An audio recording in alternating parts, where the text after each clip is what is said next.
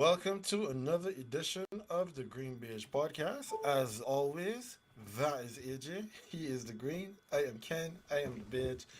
And we are here for another edition of the GreenBaje podcast, which is entitled We've Seen the Future. How's it going, AJ?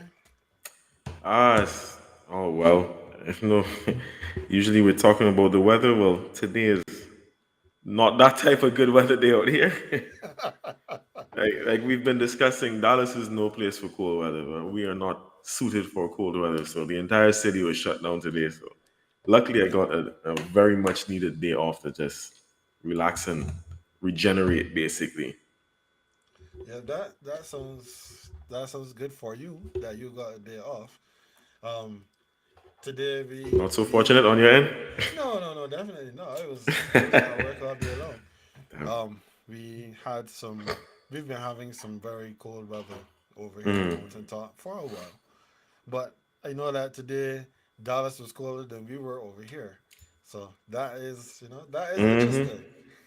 That is Mm-hmm. always interesting when these places that aren't accustomed to snow get snow.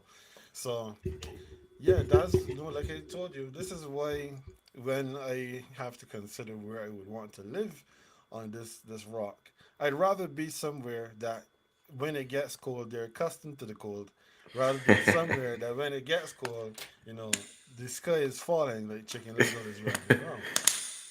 I mean, the flip side is if it's cold and they're not equipped for the cold, then you get days off. Yeah, provided that your job and everything cooperates with the days off with the snow True, days true. and I guess stuff it like that. depends on what you do, though. Yeah. Yeah. So everybody probably did not have as wonderful a time as you did because some folks will be wondering what their checks are going to look like on Friday. True. So, as I had mentioned, we call this episode We've Seen the Future because, as far as I'm concerned, we've just seen what the future will look like in the NFL. We know what we will get from three of the four franchises that were on display in the conference championship games, and the quarterbacks will be thrilling us hopefully for the next decade. Patrick Mahomes, he was the oldest quarterback on display with an age currently of 27. And Brock Purdy, he was the youngest at 23. Joe Burrow is 26 and Jalen Hurts is 24. That gives us, if you add it all together, 100 years between the four of them, a flat 25 average. And while there'll be time to get into the historical significance of what we'll see in Arizona, we've got a week with no actual football. So we'll get some friends in here and we'll get everybody ready for the big game when we start preparing for it next week. This week, however, we're going to start in the NFC Championship game where the number one seed Philadelphia Eagles were hosting the number two seed and hottest team coming into the playoffs, the San Francisco 49ers. Yep, off the rip, we're looking at our championship weekend. Now, what unfolded is not what anyone could have predicted. On their first drive, Purdy gets hit by Philadelphia's Hassan Reddick, who forces a fumble, but most importantly, tears his UCL, that's a ligament on the outside of your elbow, and he has to come out of the game. The defense keeps it close, but the offense can't get going, and as bad luck would have it, the backup, and who would have been their fourth string quarterback, Josh Johnson, also gets knocked out of the game with a concussion, leaving a mix of Christian McCaffrey at Wildcat and Purdy throwing the ball gently 2 to 3 yards away. From the 49ers standpoint, AJ, that's where we're going to go. Is it time that we take a hard look at Kyle Shanahan? He seems to have a great knack for great run designs and getting quarterbacks hurt. Well, that is interesting. If you put it that way, but I still don't think so after that loss. I still feel like it's a knee jerk reaction. Because I mean, we can say that this is regards to the point you made in terms of like putting quarterbacks in the position to get hurt. Because I mean, outside of that, I think this there's a stat that we saw that the quarterback carousel. Like the Niners have had like the most quarterbacks in Shanahan's reign as head coach there, or something like that. So it is a point of note, but at the same time, I still do feel like it'll be kind of a knee jerk reaction to say that after this game because it kind of takes away from the Eagles defense. Um, because let's be fair, I mean, it's not like the Niners were a bad team all throughout the season, right? Like we know we spoke about. Well, you mentioned the quarterbacks, but we all know the quarterback story. They lost Trey Lance early. Jimmy G was deputizing to him. He did what he had to do until the inevitable injury to him. Then Shanahan loses two in one game. No, quarterbacks get injured, it happens, but to lose two in one game, I can't necessarily put that on the head coach only, or say that he's the main proponent of why that happened. It has a lot to do with the Eagles defense and that pass rush, to be very honest. So I don't want to take that away from them. And then like everything else surrounding the injuries, it just it just made the offense fall apart. Offense wasn't able to get anything. You know, like the the Niners had four receivers in this game. There were only four people caught the ball for the Niners in the entire 60 minutes of play. Four people. One of them was a running back as well, right? In McCaffrey, that is. I think it it was just too much to take at that point. And again, to be fair, Shanahan is supposed to be the offensive mind. The offense crumbled, I think, due to the injuries. And again, I put that more on the strength of Philadelphia's defense, something we'll get into a bit later as well. But on the day, the part of the team that like actually crumbled and did not look anything like what they had been during the season was the defense, who were penalized 11 times during the game as compared to like only four times that the Eagles were penalized in the same game. So I can't put too much on Shanahan. I mean, I understand that as a head coach, obviously, you have to be put under the microscope. But I think that this was just one of those days. And again, I'll bring it back to how you asked the question initially. I'll bring it back to the point that I give more credit to the Eagles defense and that pass rush for being able to put pressure on the quarterbacks to put them in those positions than I would give blame to Cal Shanahan for putting his quarterback in that position. It's kind of uncanny to have both of those in one game, though. Okay. All right. So I'm going to give you some information here, and let me know at the end if this causes you to adjust your perspective. All right. So Kyle Shanahan has been appointed this genius offensive mind and Hmm. credited with having this quarterback friendly system that's supposed to be plug and play. But since he's been there, he's made questionable decisions with his quarterbacks, from bad choices to bad luck to bad play calls. In 2017, going right back to the beginning, he was hired Hmm. to San Francisco and he had the second overall pick. He and John Lynch came in together and decided to move back one spot in the draft and allow Chicago to pick Mitchell Trubisky. This same draft contained Deshaun Watson and Patrick Mahomes, who the 49ers brass never even checked out for a workout, either of them, but decided to pick Solomon Thomas, defensive tackle. And the story is that they intended to wait on, get this, Kirk Cousins. That is the quarterback that he wanted. They start the season 0 and 8 and then get jumpy and trade for Jimmy G. This is Jimmy G with two starts and one major shoulder injury coming from New England.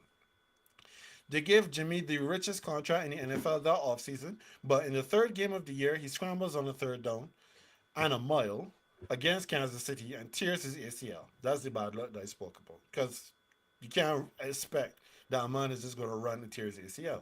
Hmm. Now, in 2019, they get all the way to the Super Bowl, but this is when Jimmy threw 8 passes over 2 games. And then had a meltdown in the fourth quarter, when he actually had to make some throws in the Super Bowl. 2020, the Niners had the opportunity to trade Jimmy back to New England to get Brady. But Shanahan thought that Brady was done. Jimmy misses 8 games with an ankle injury. The Niners go 6-10, and Brady wins the Super Bowl with Tampa Bay. 2021 is the mega trade that they made to get Trey Lance.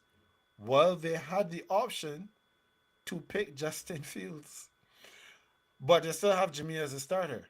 This is after they tried to trade for Matthew Stafford, but LA got him instead. Jimmy plays another poor fourth quarter. The Rams win the NFC title and goes on to win the Super Bowl. 2022, the 49ers seem to have an opportunity to trade Garoppolo to the Colts a couple of weeks before free agency, most likely for a third round pick, but they got greedy and decided to hold out for more. Then Deshaun Watson hits the market, and he was interested in joining the 49ers, but they couldn't trade for him because they'd already spent their next two first round picks to get Lance. So once Watson hits the market, Matt Ryan surprisingly becomes available shortly after, and the Colts traded their third round pick for him instead of Garoppolo. Trey Lance is installed as starter, but in the second game, breaks his ankle running a quarterback power. Jimmy is back. Jimmy breaks his foot, and Brock Purdy is in. Purdy gets them to the NFC Championship game, but somehow, some way, they call a play which puts a wide receiver and a tight end not named George Kittle to block the Eagles' sack leader, and injury ensues. While this San Francisco offense is supposed to be quarterback friendly, the head coach's decision making has put them in precarious positions, which has unfortunately led to the injuries to Lance and Purdy this season and completely derailed any chance of true success. This is not the hallmark of genius. All right, so I feel like you're getting into another aspect here with regards to the genius title. I know, like, I've never bought into that, right? I feel like genius is a stretch for a man who hasn't actually won this thing, right? So I've never actually given any credence to that. And if you know, I'm well, I don't know if you know this, but I've never actually referred to him as that. I did give him credit in the past because I think that, and as you alluded to in your monologue just now, that he does have a quarterback friendly offense, and I think he does get some things right on offense. Now, clearly, he does get some things wrong, as you just pointed out. Um, but if you're talking about the whole genius thing, yeah, I'll be with you on that. I ain't calling this man a genius. You can't be a genius if you always getting, like, always a bridesmaid but never a bride. You know what I mean? So I debunked that one. I debunked that myth. Um, with regards to so okay, so that was a quite a bit of information that you brought to me there. So like, so to go back, so just to go back, let me try to summarize it. But in with regards to like the decision making as to who to bring in and whatnot, yes, I would have to say, all right, I will have to put Shanahan under the microscope a bit, but as well, those decisions aren't made by him alone. So I have to put John Lynch under there even Yes, more. absolutely. Yeah, Absolutely. yeah. So John Lynch has to come under a bit more fire there. I would say. I mean, because one thing that you mentioned that I either did not know or completely forgot was that they wanted Stafford. Like at this point, I honestly can't remember if I knew that at the time it was taking place that they were interested in Stafford. But and as you again went on to say that they wanted Stafford, and then the Rams got to him first, and then the Rams won the Super Bowl. Same thing with Brady the year before that, right? So the last two quarterbacks that they actually wanted, No, that they had a chance to get that they had because a, they okay, so they had a thought chance, about right? Brady but didn't go for Brady. You say yes, because you did say that Shanahan thought Brady was done. Okay, Mhm. so that one is on him completely. The Stafford. So what was the reason for the Stafford one? Do you Just know? that the Rams Made a gave him made a more, backup package to. yeah, Okay, they okay. did more to get him. So Okay. So I mean, they missed out on that one. So with all those things said, yes, I would change my mind a little bit and say yes. Okay, we have to, especially with regards to the players that you mentioned, and I know that that was a point of discussion after the championship game with regards to like who and knowing that Phillies that front line of Phillies is so good, that defensive line of Phillies is so good, to not have the right personnel in the right places to protect the quarterback is an issue that this man who is leading the offensive side is supposed to corral. He's supposed to fix. So yes, I have to give him some. have to put him under the microscope, have to give him some level of culpability for that. I'm not calling for his job. I don't think he should be fired or anything like that, but I do think he should come under the microscope a bit more. And um, yeah, that was basically. I feel like I had one more thought, but I just completely lost it. You could go ahead. No, that's fine. That's fine. Yeah, I'm to be clear, I'm not calling for his job either. Huh? I'm not sitting here yeah, yeah, saying today that Kyle Shanahan should be fired. But when you have to borrow a Lucian word, a little flecky quarterback like Trey Lance, and you're telling him to run quarterback power, you're asking him to get hurt because what is he doing running up between the tackles? That's not yeah. what he's there for. And then I don't know how you can look at your offense and decide that Kirk Cousins is the man to run it. Okay, yeah. That's the other one I forgot too. I don't even feel to touch on that because I don't know how to defend that in any way, shape, or form. So you could just Oh, swiftly move on past that. all right, cool, no problem. So after we've talked about the vanquished, we must start to talk about the victors. And the Hmm. victors in this case are the Eagles. Now, the Eagles are off to their second Super Bowl in 6 years and their fourth in team history. This was setting up to be a defensive showdown before the aforementioned injuries, and the Eagles did their job, restricting the 49ers to 7 points and 164 yards. Their offense didn't look as fluent or proficient as they normally would, but that wasn't necessary when the defense was keeping the opposition to 3.6 yards per play. Simple question. Is the Eagles D that good? Are they as good as they showed on Sunday? uh, I let me put it this way: I don't think they're any better than I already thought they were. They didn't do anything on that day to convince me that they are that defense is better than I already expected them to be going in. We already knew that the secondary was legit, or basically the pass defense generally, because I mentioned their pass rush, which is incredible, right? Because you just mentioned that the sack leader comes from them. So I mean, they get pressure on opposing quarterbacks, right? The Mm-hmm. secondary, good too. They were the number one ranked um, secondary in the NFL during the regular season. So we knew that much coming into um, the postseason. I think, and this is something we've discussed with Justin ad nauseum, right? Their main weakness defensively is their inability, or I should not inability, because they were about middle of the pack. Is their rather their inconsistency at being able to stop the run. But on the flip side to that is that they were the best rushing team in the league, so they could control the clock by being able to do that. So it was just that one area of weakness which a lot of teams were not able to exploit. And to speak to that aspect, there that rush defense, Christian McCaffrey actually had a pretty good game against them running the ball. The only thing is that San Francisco only had McCaffrey to rush the football. That's it. It was literally only him.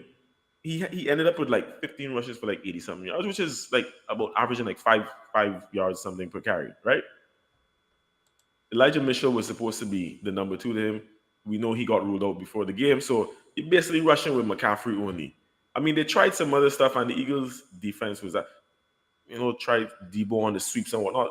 And as great as Debo has been with these specific players, Debo is not a running back. I don't care what anyone tells me. He's not a running back. The real running back, McCaffrey, was able to eat up the defense. He did what he had to do, right? But lack of personnel on San Francisco's part, it kind of played right into the hands of the Eagles. And then having quarterbacks that couldn't get the ball down the field, couldn't connect, couldn't throw anybody, it everything just played perfectly into the Phillies game plan. So even when the offense was sputtering, like you already mentioned, the defense was keeping them alive. And then at some point, the offense was able to get things going piece by piece and equal the win. So I didn't see that, and this is not to sound bad or to keep trying to stuff down the Eagles, but I just didn't see anything made me that made me pause and say, you know what, they're actually better than I thought. The defense looked exactly like what I thought it would look. Okay, that is fair. So for me, the Eagles D is really good. There's no There's no getting away from that. Through the regular season, they were second in yards per game to these same 49ers and seventh in points allowed per game. In the playoffs, they are first in yards allowed per game by a mile and have only allowed a single touchdown in both games they've played. But the first game was against the Giants, who fell behind early, which prevented them from being able to run the ball as they would like. And then in this game, they took out the quarterbacks in this week's game. As we would have mentioned on WhatsApp, it's really hard to move the ball against elite defensive schemes in the NFL, and it's impossible to do it without a quarterback. And a lot of this comes back to Shanahan because your team is built to run the football, but you come out throwing the ball with Purdy and he gets hurt. Your backup has only been in the building for a hot minute and hasn't had many, if any, snaps with the ones, but you don't help him out with establishing the run game, building play action, and the quick passing game. And this allows Fitty to sit on all the short routes because they're not being threatened by the pass and play close to the line of scrimmage, which would give them some level of control over the run game. But as you said, Christian McCaffrey had 15 carries for, where is it, 84 yards. 84. So when you look at that, maybe if they were able to play credible offense in this game, things could have been different. But not having a quarterback, you can't play offense. You can't do anything on offense Which is what we because were both saying, just to, not to cut you off, which is what we were both trying to say in one of our chats earlier this week, right? Like, yeah, exactly. No, like I said, Philly is definitely elite on D, but again, it's nearly impossible to play offense before the quarterback. Just ask the Denver Broncos. you know, I just wanted to make note of this. So McCaffrey had 84 rushing yards in that game, right? Hmm. You know that the Niners ended up with 81 rushing yards in total in the game. Like, yeah, yeah, yeah. And it was four people that rushed the ball as well because Debo ended up with minus, which essentially wiped out the two other people who carried the ball in that game. I think Josh Johnson had a couple, and then there was someone else, and then he George wiped Kittle. out and Kittle. There we go. And then he even wiped out three of CMC's yards. Yeah, here looking at the box score The as we box score. speak. Yeah. McCaffrey 15 rushes, 84 yards, 5.6 average, one touchdown, 23 as the long. Kittle 1 rush, 4 yards. Josh Johnson 2 rushes, 2 yards, long of two. Debo Samuel 6 carries, long of four, -9. Oh So boy. clearly they were trying to do some of the same sweeps and stuff and just moving backwards when they put the ball in Debo's hand, which, Exactly. to be fair to Debo, should not be in his job description. He should not have to be rushing the ball 6 times in a game. All right, so that was the lesser of the games this weekend. Now to the more exciting game, the AFC Championship at actually at Arrowhead. Yeah, You're so in petty. You're so petty. in the red corner, we had Patrick Mahomes and the Kansas City Chiefs, and in the white corner, we had Joe Burrow and the Cincinnati Bengals. What should have been a really competitive, fun game of football was ratcheted up to the nth degree thanks to some trash talk from the Cincinnati players and one ridiculous proclamation from the mayor of Cincinnati. After 12 rounds reminiscent of Ali Frazier, the Kansas City Chiefs stood with their hands aloft, vanquishing their nemesis Cincinnati, who had beaten them three straight and are on their way to the Super Bowl for their third time in the Patrick Mahomes era. There are lots of talking points from this game, but I want to focus on the two quarterbacks who were phenomenal. Mahomes, playing on a high ankle sprain, went 29 of 43 for 326 yards, 0 picks and 2 touchdowns, and 3 runs for 8 yards, including the pivotal first down that drew the penalty and got them properly into field goal range. Burrow had a torrid first half, being sacked 3 times and was picked off. After some halftime adjustments, the Bengals clicked into gear and Burrow finished the game with 270 yards on 26 of 41 passing, 1 touchdown, and 2 interceptions. And might I add here that according to the next gen stats, when Patrick Mahomes made his scramble, the scramble that he ran for the first down, Hmm. that was the fastest he had with a high ankle sprain. That was the fastest he had run all postseason long.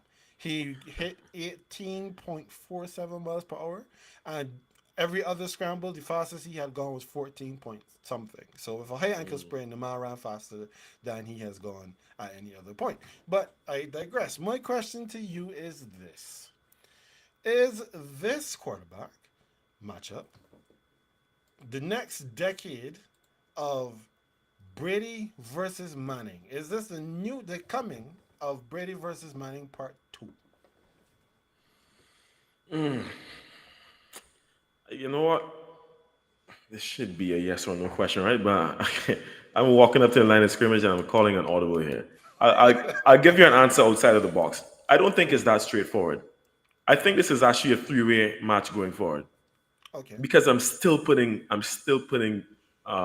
Josh Allen in there. But I think this is how it's going to be going forward. It will be these three quarterbacks leading their teams, and obviously at some point in time, we know that two of these guys are going to have to play because all three of them can't play in a championship game, right?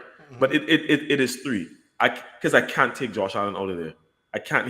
He's so integral to the Bills offense and what he showed us so far that I think that is going to continue to be the case going forward. And it will get to the point where two of these guys will have to face off to play the other one.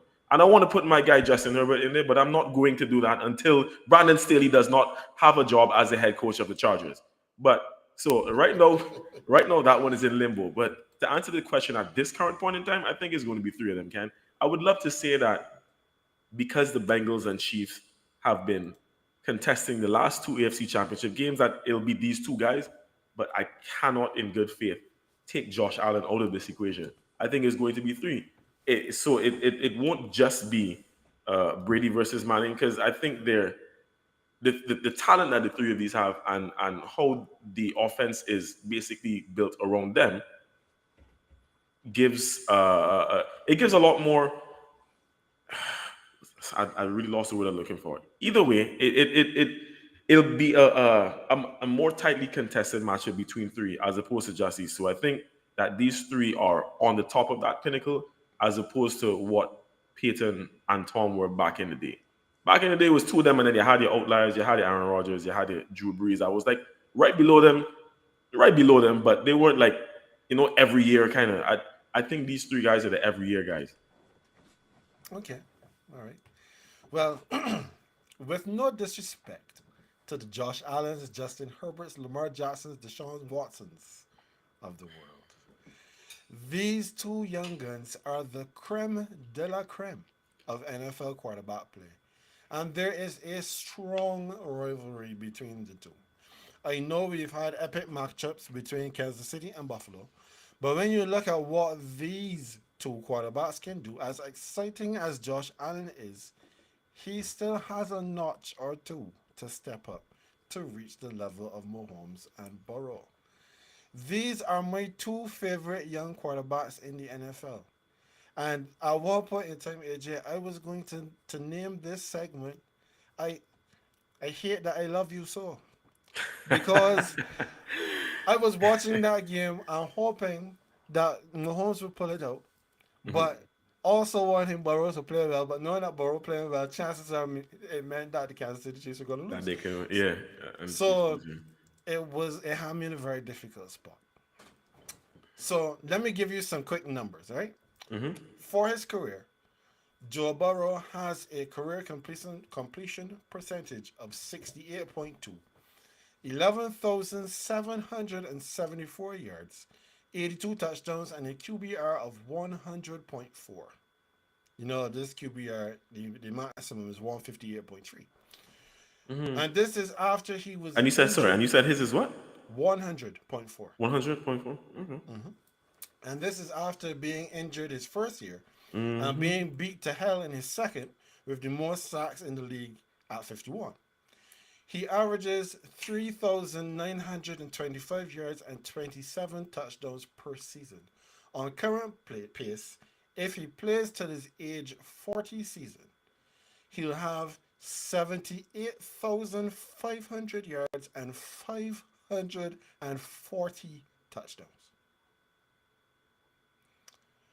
Patrick Mahomes has in 6 years amassed 24,241 yards, 192 touchdowns, and a QBR of 105.7 with a completion percentage of 66%. He's hitting two of every three passes. That averages out to 4,040 yards and 32 touchdowns per year. Stretches out to his age 40 season, he'll have 80,800 yards and 640 touchdowns. Oh, and this is including his rookie season where he played one game, had 284 yards, one interception, zero touchdowns, and a QBR of 76.4. We take that year out. If we were to divide this by five, you can understand what sort of numbers we're looking at. Now, Mm-hmm. obviously, these numbers are dependent on avoiding major injury and no drop off in production, but this is the kind of class we're talking about. Josh Allen averages less yards but one more touchdown per year than Joe for comparison. Mm-hmm. And I did look at the numbers for your guy Justin Herbert, and he was at let's see, I still have my calculator open. Hold on a second. I can tell you he averaged out right now at 4,696 yards per year. So 2006. Okay. so if we were going to make the comparison between the quarterbacks of now and the quarterbacks of old, if I'm saying that Mahomes and Burrow are Brady and Manning, then Justin Herbert has to be Breeze because Okay. he's just putting up yards out there like Yeah. crazy. That's fair. No, there's a definite rivalry between these two teams, and these two quarterbacks are doing at an all-time level. For me, this is a yes. They are Brady versus Manning, and this will be fun to watch. I mean, I can't argue with that, especially with the stats. Um, my the only pushback on it, and the reason why I would still keep Josh Allen in there is because, like I said, while his numbers, especially this year, may have declined a bit, I put a lot of that down to the way that this roster was built around him, and the the utter reliance that they have, and how much is put on him to be the offense here. I think if that issue can get ironed out, then he'd be back up there with them because he has the talent. He showed it in the past, but look, Mahomes, Patrick Mahomes is on a different level. As great as and I love Joe Burrow as well, right? Hmm. Joe Burrow is actually like arguably like my second favorite after because I watched him coming through college and whatnot. I watched the national champions. Like I was really impressed with this man from LSU and all that. So I kind of like I've grown a fondness for him. But Justin Herbert is my number one guy, right? So Hmm. Mahomes on a different level when it comes to quarterback play. Joe Burrow is doing it at an elite level for his and for a man in the third year who spent an entire year injured. Yeah, he's doing something completely different. But I still think as well that the team that the offense rather that was built around him is a lot more sturdy, a lot more competent, a lot more a lot basically a lot better of a lot better um, situated for him as opposed to Josh Allen, who again like if he doesn't do anything, the offense around him can't do anything. Joe has Joe has the other Joe, yeah. Hmm. Joe has Joe Mixon. So even in the case where the passing game might not be good, he has like this running back. It's obviously to be able to put them in position like for play action, some RPOs, and like he has a plethora of offensive plays at his disposal, and I think that aids him a lot more. Josh Allen don't have that, so I'm not arguing your point. I could see where you would come from with that. That if you want to put it in perspective of yeah a rivalry going forward, I I can't necessarily argue, especially with the fact that we know that if it wasn't for Tom Brady, Peyton Manning could have had more AFC championships and been in more Super Bowls. So I get that, and it's become the same thing now for Burrow and Mahomes, right? Because each of them could have been to one more Super Bowl had they not had to face each other. But I'm not ready to give up on Josh Allen yet, and it hurts me to say that because the man is a Bill. But I, I I really do think that he could still be up there if the Bills get their ish sorted offensively. Okay. So there's just one other number that I wanted to give you, Hmm. right? So this is year 22 for your boy, Tom Brady, who Hmm. is the passing leader in the NFL. Tom Brady, for his career, he sits at 89,214 yards in 22 years. So, It was a different time. yeah, it was a different time. It's true. We do have one extra game.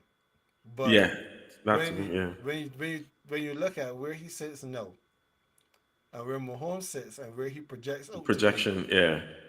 Mahomes, by the time he is finished, if he plays as long as has played, he could be the guy. He could Mm. be the number one passer of all time. And, well, we don't know. We can't predict Super Bowls because we don't know what the league is going to look like, how teams are going to adjust and everything. Hmm. But if he gets even like a sniff close to Brady, then Brady's run as the GOAT might be short lived. Oh, you think so? Yeah, yeah.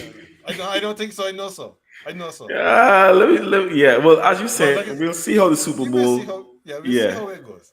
We'll see how it goes. yeah, Because yeah, right yeah. now he is 1-1 in Super Bowls. Hmm. He's off to his second one. Yeah, And we're not picking any teams to win the Super Bowl tonight because we got next yeah, week to do that. yeah. So let's move on to the next one.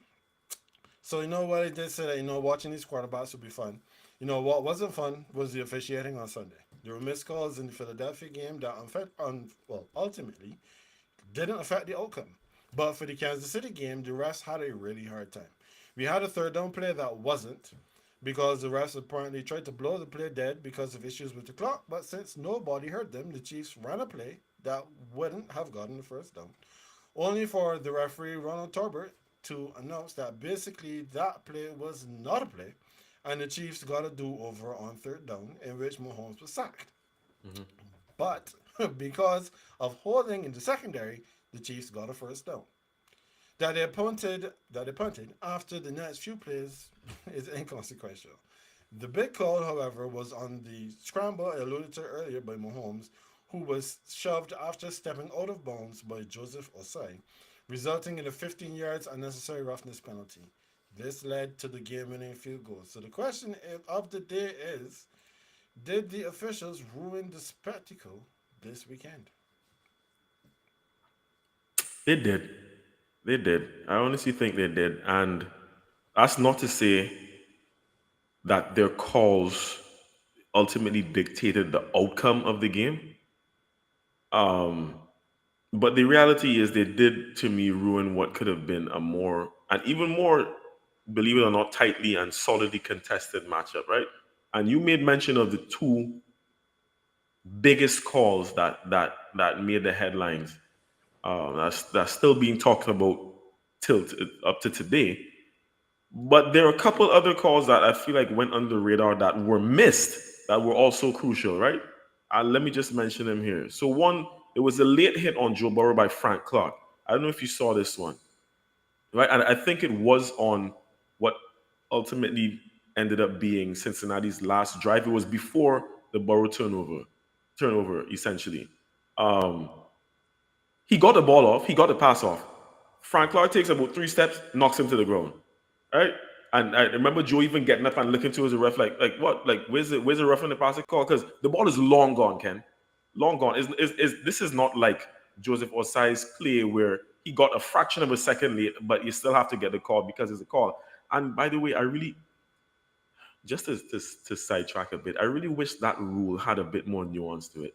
I really wish it wasn't so black and white, like, because I know we know that certain players, like, they get a little feisty on the sidelines and they tackle with it, the intent to kind of like to kind of like hurt the opposition, right? But in Osai's case, like, the man got there a fraction of a second late. It wasn't a malicious tackle. No, granted, I understand it's still dangerous to push someone on that sideline because they could push them into metal benches and all sorts of things. It is dangerous, but it kind of feels like giving the same sentence to someone who murdered in self-defense and someone who is a first-degree murderer. I just wish that there was a little bit of a difference to that. But I digress. To get back to it, um, yeah, so that play, that should have been a rough in the passer call, obviously would have given Cincinnati a fresh set of downs, and they would have been able to possibly, like, had an opportunity to drive the ball down the field. Now we don't know with absolute certainty what they would have done with that play, but still, they were essentially robbed of an opportunity. It was a late tackle on Burrow. It should have been a rough in the passer call, right? And then there's a second one, which ultimately ended up sealing the game. You remember Sky Moore's return? Yes. Um, there was a block in the back on that play, right? That was completely missed as well, and it should not have been because it wasn't like within the melee of everyone huddled up together. There was a block I'm not sure who the Bengals player was, who the special teams player was, but essentially that block allowed Sky Moore to get right past and then get up to about midfield where they ended up starting their drive, right? You can't miss calls like that. It was a block in the back. It was a block in the back. The whoever the Bengals player was, he was not allowed to be able to tackle because he was pushed to the ground by his back. You can't miss these kinds of calls. You can't. No, I don't want to say that they are the reason why the Bengals lost the game because Joe Burrow did have the ball and turn it over in what I thought was he had like a brain fart. I don't feel like he needed to force that ball. He had enough time to try and drive the ball down the field like in a more conservative manner, right? Try to take a deep shot again in double coverage, but this time it was the Jerry Steen and I can't remember who was the other player in coverage, but they were very much prepared. They were very much prepared this time. He didn't fool them this time. So again, this is not saying that the referees caused that. Because Joe Burrow still had the chance, but you cannot miss these sorts of calls in games that will essentially come down to the wire, come down to these one or two plays. You can't do that. Okay. No, those players that you may mention of, I don't remember the late hit on Burrow. I do remember seeing him get up, looking at the refs like, what happened? Yeah, it And I, was a late. I could actually send you the because I to make sure I wasn't crazy. I actually went looking. I was like, nah, I know this had to be a late. I went. There are articles about it, so I could actually send you, and you can review the players yourself okay, afterwards. Yeah, yeah, that's fine. No, usually when we get into games like these, the refs they try to stay out of it as much as possible. So when it's a ticky tack call, I can understand that you say that the refs should let them play, but with regards to especially the late head of the bounce, there was no way that they could not have thrown the flag in that yeah, particular yeah, instance yeah, because Mahomes was one. He had clearly stepped out of bounds, yeah, yeah. and I feel bad for Osai. I do too. But you have to know where you are on the field.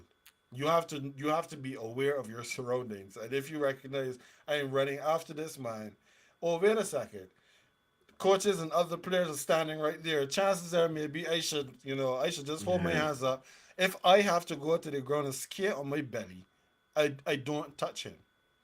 But that was unfortunate. Now there were multiple holding calls that I saw in the game that weren't called because like, there was one in particular. I do not remember what the outcome of the play was. I think it may have been a first down for the Bengals when um, Joe Burrow he moved a bit to his left and the Kansas City Chiefs defensive lineman, like the offensive lineman, had his hand. You can usually see that someone is holding when yeah, they're at the side and his hand is stretched out. yeah, He was yeah. at the side of the guy with his hand stretched out, holding his jersey, and the refs didn't call anything. So I was like, but how do you miss that one? So calls are missed. That happens in every game, and it is not on the level of some of the most egregious calls that we've seen. They just lose their flags for, like the Rams against the Saints, and that pass I, why I knew interference. this had to come up. when, when, when I saw when I see this segment, right, I tell myself, I know Ken can go back here, no. Do you Have think about to, it? Do have you to. think about it? Do you think? But I mean, in general, though, Yeah. when you look at this particular situation, all right, so with those ones that you mentioned, like I said, I don't remember those ones, but for all the big calls that I saw that the refs had to make, they made the calls correct. So then to try to put it on the refs is to scapegoat them when the blame deserves to go, other places. So I don't think it's fair to the refs at this point. I, I I I do agree with that, which is why I didn't even make mention of those calls because I do believe that those calls were called correctly. I the what was the other one you're talking about again? The third down repeat. Hmm. I think that was very unfortunate, but I mean you have to understand what happened there. You have to Yes, understand because of the noise people didn't hear, but the play had already been blown dead. You can't necessarily get at the rest for that. They did blow the correct. play dead. So, and then Yeah, with Osai again, as sorry, no, go ahead before. no, I was just gonna say that because our head is so loud, nobody on the field heard it. Exactly, Nobody heard the exactly. whistle. So you cannot blame the rest for that. With Osai, I feel for him, and you are correct. Like you have to, you do have to have a sense of awareness, and I think it's beyond that. Not just a sense of awareness of where you are in the field. It has to be quick decision making as well. Because when you're in that position, this happens in any sport. You play sports, you understand when you are about to when you make a decision beforehand that you're going to make this play, and then something happens like and you have to like kind of switch off and be like, all right, yeah, I can't do this here. It's like going in for a tackle or Hmm. or if you batting in cricket and you see the ball coming here and you know you want to take this shot, but then the pitch suddenly turn on you the pitch of the ball that is suddenly turn on you and you're like, all right, yeah, I need to adjust. So you need to be able to adjust. Hmm. He wasn't able to do that, so it's hard luck from Yeah, his it's side. hard. But it was the right call. Yeah, it It was the definitely right was. call, and he knows that too, which is why he was so torn up about it. But that's why I didn't mention those two. But the other ones that I mentioned, I think, were absolutely crucial to the game finishing in the way it did. But Hmm. I'm not going to say that they were the reason why Kansas City won or the Bengals lost. Okay, fair enough. So from the officials, no, it's official. The Denver Broncos and the Houston Texans have their guys. D'Amico Ryans was the most popular name today. And if it were true that you sneeze whenever someone calls your name, he may have created a hurricane all on his own. Between the loads of information and misinformation that was floating around, Ryans was the top option for both programs. And it had been reported that he had rejected the overtures coming from the Mile High City and was heading to Houston. What emerged today is that he was still being courted by the Broncos before finally deciding once and for all he was not coming here, and the Broncos quickly pivoted back to Sean Payton. Compensation with the Saints was agreed, which is the 2023 first round pick they acquired from Miami when they traded Bradley Chubb, and a high draft pick for next year, which is in exchange for Payton and the our 2023 third round pick. For Ryans, he's made a part with the Houston Texans for 8 years, which gives him some stability in a notoriously unstable franchise. So, looking at these two teams as presently constructed, which coach will have the greater impact on their squads in 2023?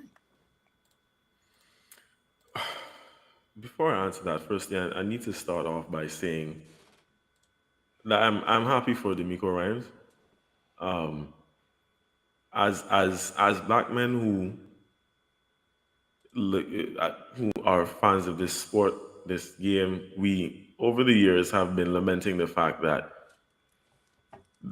black coaches, black head coaches, have not been given very many opportunities. So it was good to see that he was being courted by not just one but by two teams. That he was a front runner for two positions, and he actually was spot for choice. So congratulations to him on getting that job. I Indeed. do hope it works out for him. The funny thing is, even with him getting high, we broke even because Steve Wills get fired again. Boy, look, poor Wills here. Poor Wilkes, indeed. Yeah, but and at the end of the day, it's more of a homecoming for D'Amico Ryans as well. Because what I had completely forgotten was that he was drafted by and played for the Texans for 6 seasons. So I'm pretty sure that factored into his decision as to why he chose them. Plus, what I also found out today itself, like that Houston actually had the 11th best pass defense in the league. Like the pass defense wasn't all that terrible. Yeah, the pass defense was actually pretty legit. Yeah, it was actually pretty decent. So I guess he has like something to work with now that he's going there. That being said, however, let me get into this part. I am very concerned for him.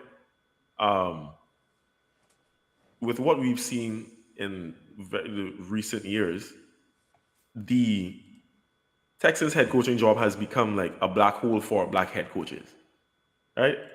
It's like as soon as they're ousted from their jobs there, they disappear into the abyss. No, a lot of that could be because these guys are older gentlemen. So at the end of having to deal with such a tumultuous and just Dysfunctional. disgusting and dysfunctional organization, you ain't want nothing more but just go home and chill with your family. Because you ain't feel like taking a it was Lovey Smith. Before that, it was David Cully for a season. Before him, Romeo Cornell was there for a little bit, right?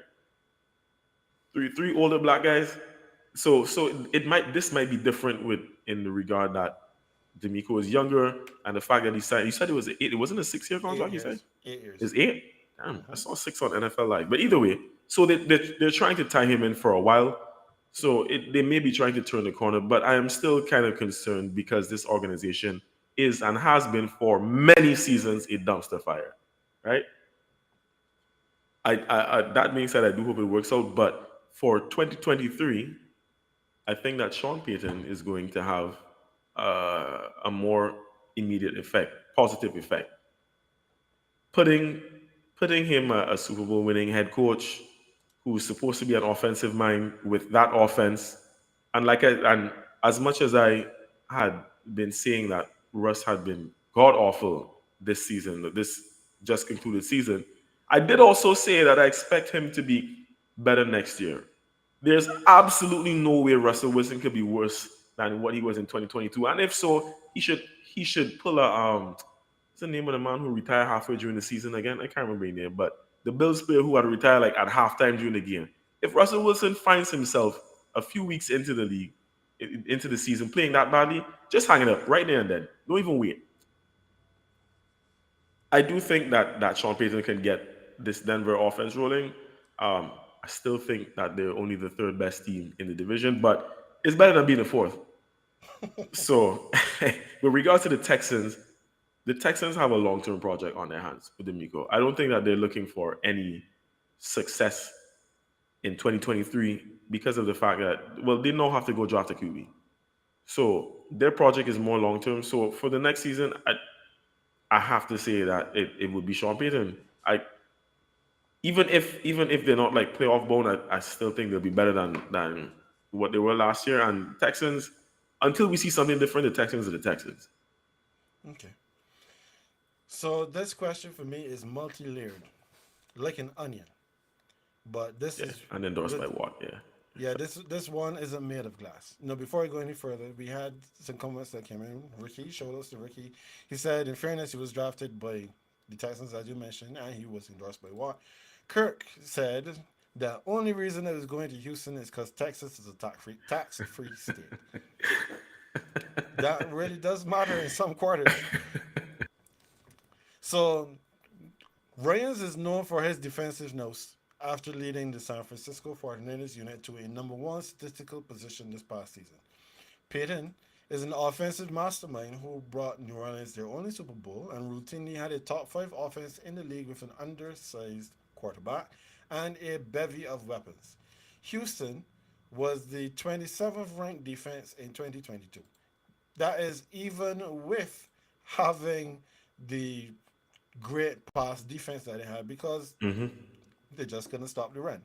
This is a Yeah. team that gave up 200 yards on the ground to the Titans, I think it was. So yeah, so that was always going to be a problem.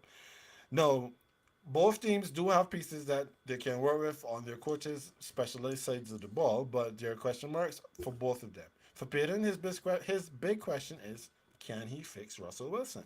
He's betting on himself to be able to do so, and I personally don't think that Russ is cooked. So I believe that Payton can work some magic and get this offense back to credibility.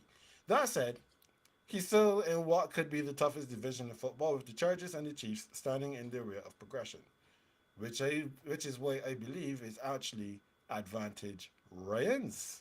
The AFC South is almost as bad as the NFC South, and right Mm. now that division is wide open. The Jaguars have the best quarterback. The Titans have the best running back. But 9 wins won this division last year, and the Jaguars went from last to first. The Texans were competitive in some games last season, and with a new head coach, they will be feeling better about themselves. So, by virtue of an easier division, and they will have an easier schedule since, they finished last, I say Rams will have the greater impact, improving their defense and moving the Texans out of the southern cellar. Have a lot of faith in the Texans. I have I- I have more faith in D'Amico Reyes and that team, not the organization and the team, than I Mm. have for Peyton getting the Broncos from last to anything better than third. Fair enough. I guess we stand together in that regard because we both see Peyton like getting them to third at best, right?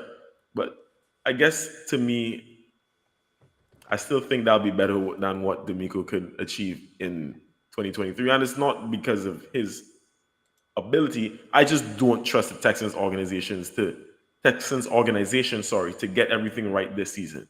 They they're so badly run. I think it's going to take at least 2 to 3 years to look like the semblance of a football team. But I wish the man all the best. I honestly want him to prove me wrong. By the way, Vontae Davis, that was the name I was trying to remember. That dude that retired at halftime, a legend, a legend. It is true. It is true. So, AJ, before we get out of here, there's one more topic on the docket. CYA time in Big D. For the unenlightened among us, CYA means cover your, well, you know what. And if you don't know what, please Google it later. This is a family show. After making googly eyes at Sean Payton and then disappointingly bowing out of the playoffs, Jerry Jones assured Mike McCarthy that his job was not under threat and that he wanted him to coach as long as Tom Landry did. Landry is a legendary and beloved coach for the Cowboys who was there for their first 29 years, but didn't last as long as a snow cone in hell on a Sunday under Jerry. Jerry bought the team and Landry was gone before the cock crowed thrice. Maybe Jerry means overall, but I hope McCarthy hasn't put too much stock into that. McCarthy has been empowered by Jerry to make changes to his coaching staff, and that he has, with 6 assistants being either outright fired or not having their contracts renewed. And then Kellen Moore, offensive coordinator, eventually being dismissed as well. So before I go any further, AJ, for those who may not have understood the two references I gave, when Jerry Jones bought the team, he fired Tom Landry the same day he bought the team. He was gone before the sun set in Dallas that afternoon. Now, Dan Quinn, who was a hot head coaching prospect this cycle, agreed to return to Dallas. Now, what do you make of all of this upheaval in your hometown? I think it's simple. Dan Quinn is being groomed, for want of a better word, to take over this job. Mike McCarthy ain't gonna last as long as he ain't lasting as long as winter in Dallas as well. He had his time. He will come in. He will have his impact, but he will go. And I think that is part of the reason why Dan Quinn would stay on instead of taking a head coaching job right now. That's why he would stay on as a defensive coordinator because he did his job well enough. It's not like Denver's defense looked bad in the playoff. It's the offense, which is why Kellen Moore had to go. And granted, I'm not putting this solely on Kellen Moore. I think it has a lot to do with Pollard's injury and Dak's generosity.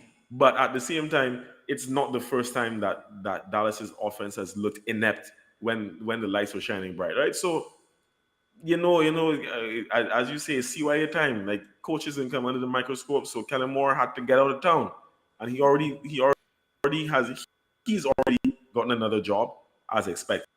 Um, but yeah, so that was not too much of a surprise to me because the offense just looked like really terrible when push came to shove. Man, there's no way Jerry would have gone into the new season with the same coaching staff. There's- I don't think the reason why he wouldn't fire McCarthy now is because I don't think that the team was terrible enough to cost McCarthy his job. It was just that one focal point, that one area. But another season of this, and McCarthy gone and Dan Quinn in. That's honestly what I feel is going to happen here. Okay. No, for me, this just follows the cycle of coordinators getting fired because somebody got to go. We saw it in LA with the Chargers. We've seen it in Tampa with Leftwich, and now we've seen it in Dallas. I'm still waiting to see it in New Orleans, but I digress. Head coaches who are out of their depth. Sorry, don't joke. Are you okay? I wasn't expecting. She was not expecting that. Sorry, go ahead. Yeah, I apologize. Um, Head coaches who are out of their depth or underperforming and under pressure are in full CYA mode by getting rid of coordinators that, in some cases, did not deserve it. Probably the best performing unit in Washington was their offense, but they got rid of their coordinator because it's easier to fire him than to fire Ron Rivera in the midst of the scandal and sale of the team. Many people believe that Dan Quinn is the head coach and waiting for the Cowboys. And from that perspective, McCarthy should be looking over his shoulder. And don't forget, not so long ago, Jerry Jones was batting his eyelashes at Sean Payton as well, who, well, since he's decided that he's not firing McCarthy right now, has come over here to Denver. It's just like you got a girl, but she's sweet on the boy that lives next door. It's only a matter of time. Yeah, I mean, yeah, pretty much. Ain't nothing more to add to that. Like, you, McCarthy cannot have another season. Cannot have another bad season because firing Kellen Moore and bringing in a new offensive coordinator is basically saying, all right, well, you have one more chance here. We're leaving Dan Quinn here because he did his job. You're gonna have another chance. If you don't get it right this time, that's all the excuse they need. I never know if Russ is as terrible as he is last year and Sean Payton decide he's sticking around there neither. Jerry might go back and court him again too. Jerry has no shame when it comes. No shame in Jerry game. None. None None. whatsoever. None. If Jerry you feel he wouldn't drop Dan Quinn at a dime if Sean Payton came running through, man, look. Jerry Jones is always at the bar with his pocket full of money and willing to buy somebody a drink. That is Jerry Jones right there. As you said, there is no shame in his game. He is None, at man. the bar every night, Oh yeah. just Oh waiting to yeah. see what is there to be had. Kurt said that his wife isn't here, so he was safe. His wife is a Dallas Cowboys fan, so he's not best pleased with what has transpired. That no, we see that Mike McCarthy is going to be calling the plays. I can only sympathize. My wife doesn't watch football, so she just has to put it on me in Oh, this. you know what? I completely forgot that. So you're right. He's not even getting an offensive coordinator. He's the one calling the plays. So there you have it. That's confirmation. They're setting him up for failure for Dan Quinn to take over. Yeah, there we go. That makes even more sense now.